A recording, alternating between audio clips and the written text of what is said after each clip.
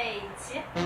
有啊有，有啊不久，啊不请我成年的，唐姐姐都羞愧，是错来来的，不也了胜利，都回来的，有我，有我女儿所，有我文文，有我分丝。你好，你要去陕西？你给我问准，我分丝，我女儿所，你给我小龙，好的，马上送来。佳佳，然后就交给你了。啥啦？儿子要的。你说啥嘞？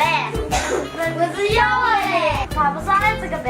飞机皮上嘞。我这票说能有小龙。啥事？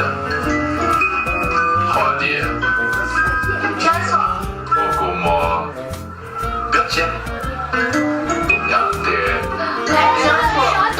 我是杭州市清河实验学校的陈琳老师，我现在主要教授的是小学的杭州话，因为我们的学生的生源主要是以新杭州人为主，所以孩子能够尽快融入做这条城市，最快的方法就是用语言来融入。其次，我们不光只是教这个语言的说法，更多的是在讲解这个语言的时候，会涉及到杭州的这些风俗人情。